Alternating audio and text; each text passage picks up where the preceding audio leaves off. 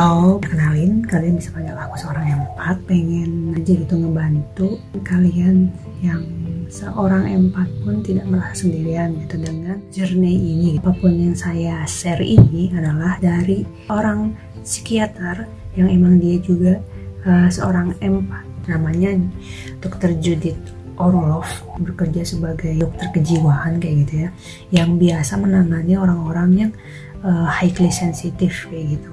Dia ngeluarin buku, judulnya itu The Empath Survival Guide. Kalau kalian pengen tahu bukunya itu kayak apa, bukunya itu kayak gini. Dia itu semacam kayak apa ya, life strategy for sensitive people. Dan sensitive people di sini lebih merujuk ke empat gitu. Jadi ibaratnya dia ngasih tahu bahwa ada loh cara untuk yang punya ability empati itu untuk tidak terjun ke obat antidepresan kayak gitu.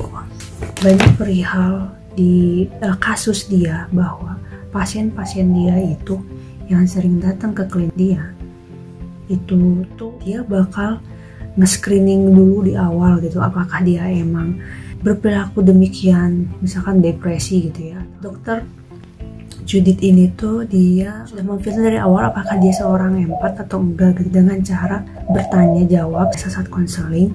Tapi ya dia nggak ngasih tahu ke pasiennya gitu kalau dia tahu mana yang empat dan yang enggak gitu. Soalnya sama empat itu biasanya saling tahu gitu. Kalau udah mengutarakan sesuatu walaupun itu cuma di awal, mereka tahu. Highly sensitive itu sebenarnya kan berspektrum ya, dan spektrumnya itu ada suatu spektrum di highly sensitive itu tuh yang disebut empat gitu. Nah, si empat ini tuh apa sih membedakan dia dengan highly sensitive lainnya? Empat ini tuh seperti kayak semacam apa ya, semacam busa gitu, semacam sponge, dimana dia menyerap semua emosi, semua apa yang terjadi di sekitar dia gitu, seperti perasaan dia sendiri kayak gitu. Jadi ibaratnya misalkan bentuk simptom itu macam-macam. Ada yang ketransfernya lewat secara emosi, ada yang ketransfernya itu secara sakit fisikal gitu, ada juga yang ketransfernya itu ya secara intuitif. Caranya tuh adalah ketika kita biasa-biasa aja, misalkan seorang empat nih, kita tuh biasa-biasa aja ya, saat itu mungkin ketawa ketiwi gitu, cengengesan gitu sama temen, dan emang itu ya nggak ada perasaan apapun gitu ya, chill lah gitu ya. Kayak kok tiba-tiba merasa sedih ya, kok tiba-tiba merasa kayaknya berat banget gitu. Misalkan gini, ada dua orang yang tidak saling mengenal. Nah, satu orang ini tuh empat dan satu orang lain itu ya dia mungkin lagi merasa sedih atau mungkin lagi pengen marah tapi ditahan gitu atau gimana lah pokoknya. Dan mereka tuh duduk bersebelahan gitu, misal di suatu bis. Mereka nggak saling ngomong gitu, cuma ya udah stranger doang. Tapi si empat ini tuh langsung merasa, yang awalnya sebelum dia naik bis dia merasa ya udah biasa aja gitu. Mungkin dia habis ketawa-ketawa sama teman-temannya sebelum dia naik bis, tapi setelah naik bis dia merasa kok sedih banget tiba-tiba kayak gitu. Ya ternyata menyerap si orang-orang sekitar situ, terutama yang paling dekat sama dia kayak gitu.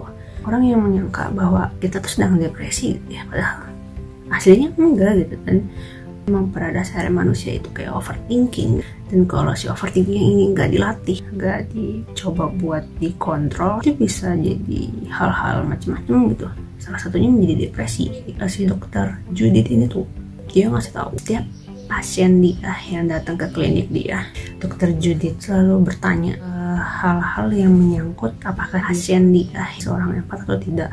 Jika simptomnya itu masuk ke dalam kategori depresi kayak gitu.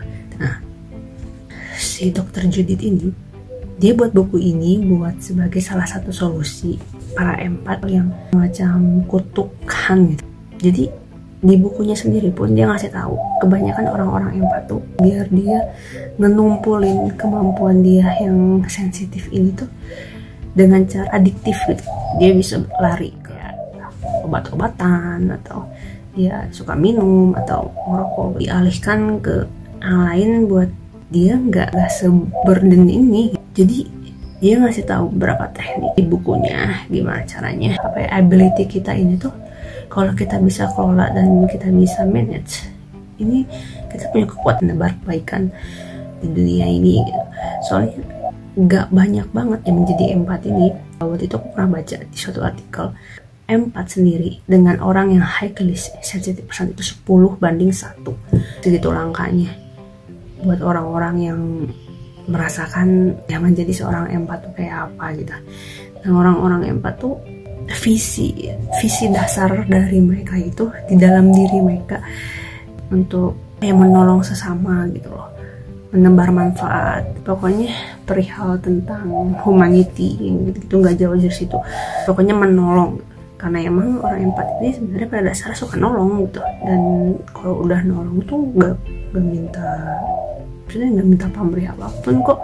Emang kita nolong tuh emang kan kita suka nolong aja gitu.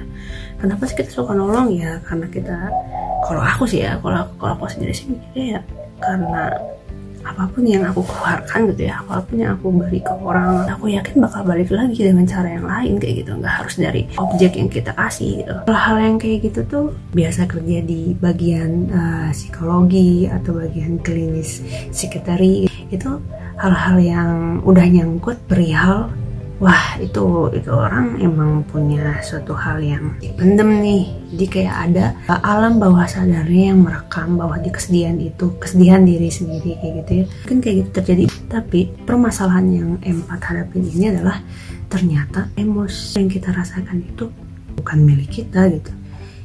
Biasanya kayak gini tuh bisa diawali dari orang terdekat, orang yang paling disayang sama empat ini gitu. Jadi kayak punya ikatan batin gitu, atau enggak kayak telepati lah ya. Hal-hal gini tuh emang gak rasional banget kan ya. Emang gak rasional banget. Aku pun awalnya gak percaya gitu, kayak kok gini banget gitu ya. Pokoknya kalau misalkan kalian penasaran banget, kalian bisa baca buku yang tadi aku rekomendasiin.